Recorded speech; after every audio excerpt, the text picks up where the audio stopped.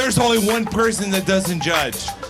Satan! Yeah! Alright, that is sin. And we are all very familiar with it, right? Lying, lusting, cheating, stealing, the list goes on and on. But we as Christians are forgiven by Jesus. The grace of God is what saves us from our sin, so that way we can be with God one day in heaven. We've all probably been told not to abuse this grace that God has given us, and yes, that's extremely important, but one of the things that we've probably never heard or been told is not to ignore the grace of God. And if you don't know what I mean, let me explain. There is a line that we have as Christians that is very thinly walked. It's like a tightrope, an extremely difficult balance between both hating sin and loving sinners. Of course, as with most issues, there are extremists on both sides. Some groups of Christians will protest at pride parades and things like that with signs saying that LGBTQ members deserve to die and God hates them, they are the enemy of God, they deserve to go to hell.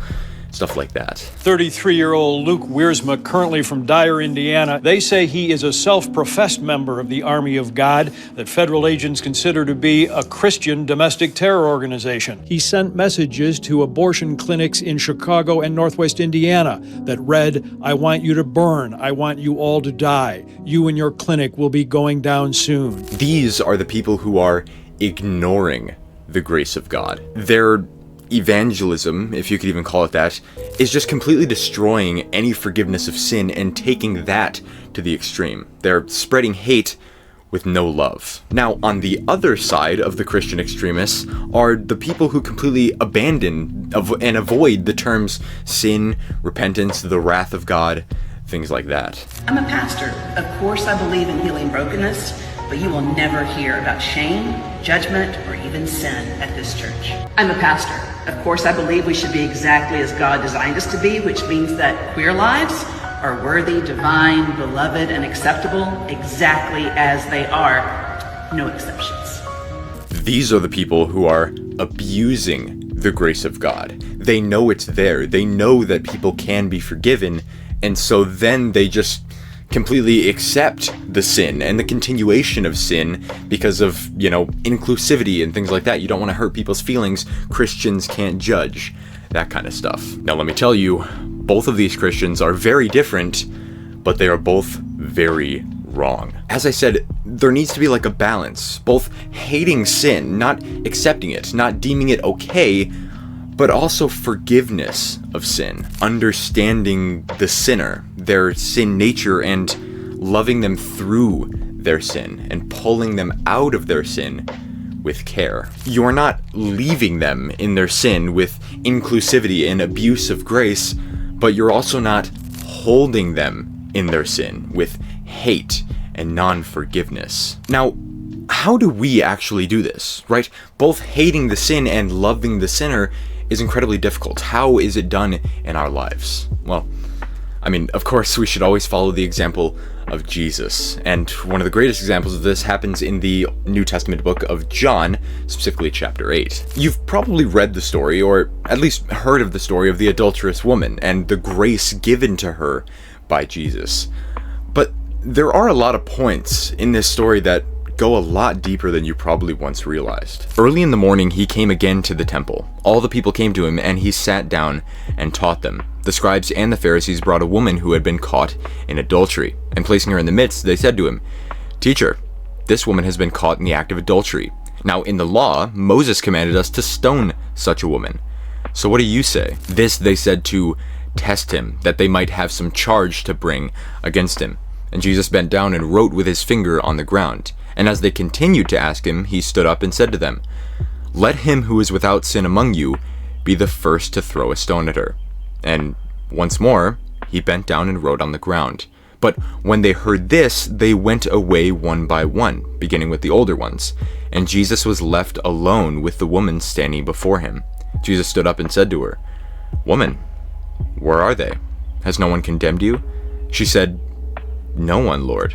And Jesus said, "Then neither do I condemn you.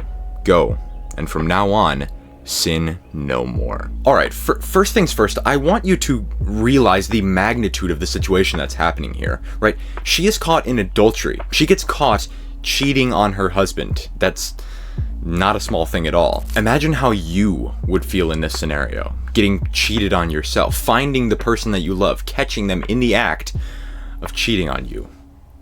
Imagine how that would make you feel, you know, how bad that would hurt. Forgiveness would definitely be extremely hard in this scenario. Jesus himself says in Matthew chapter 19 verse 9, whoever divorces his wife except for sexual immorality and marries another commits adultery. This means that this woman caught in adultery, caught cheating, it would be completely just if the husband were to divorce her. Even though God does not desire that anyone get divorced, marriage was not created with the intention of ever separating after that point.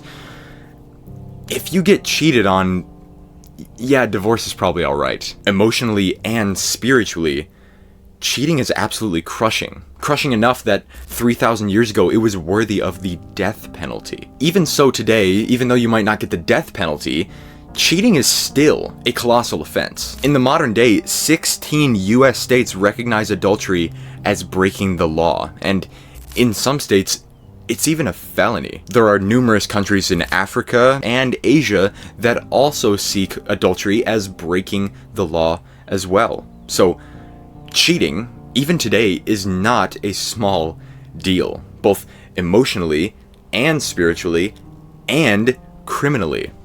We're dealing with something really bad here. This woman caught in adultery is not in a very good position at all. And as we spoke about, Jesus detests this sin. He hates it so much that he's willing to make an exception to his don't get divorced rule, because this sin is just that bad. But even though Jesus hates this one sin a lot, he also hates all sin, which is why he tells the Pharisees and all the people standing around, okay, you want to stone her, sure, but you can only throw a stone if you yourself don't sin. This is the perfect mindset. The Christian extremists that run around condemning other people because of their sin are themselves sinners, right? According to Romans chapter 2, starting in verse 1, therefore you have no excuse, O man, every one of you who judges, for in passing judgment on another, you condemn yourself because you, the judge, practice the very same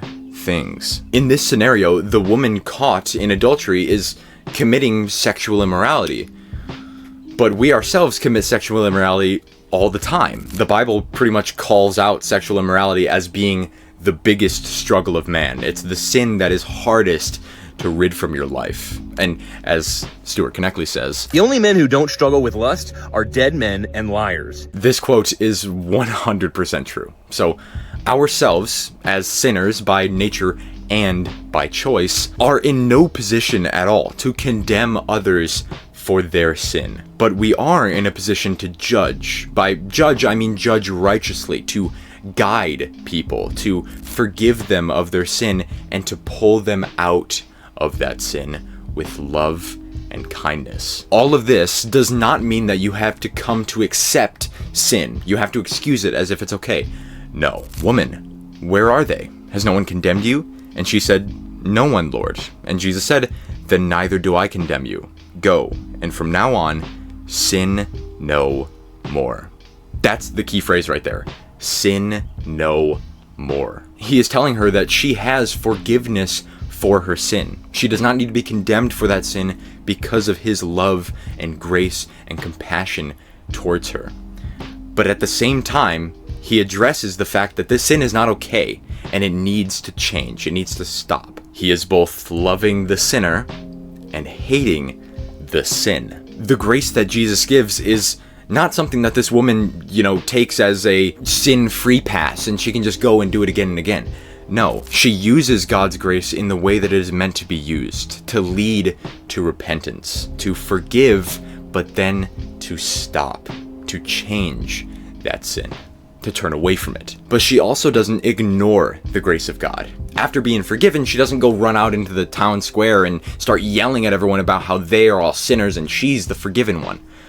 Again, no. Both of these are wrong. The grace of God, the love of sinners, and hatred of sin is one that is very thin, and it's hard to walk. But Jesus did not take others out of sin by yelling at them, by condemning them, punishing them, but Instead, he took people out of sin with kindness, love, and compassion. And we should do the exact same thing. But with that, if you found yourself enjoying today's video, please consider subscribing and also check out my previous video that's linked on screen right now, and I will see you in the next one. Peace.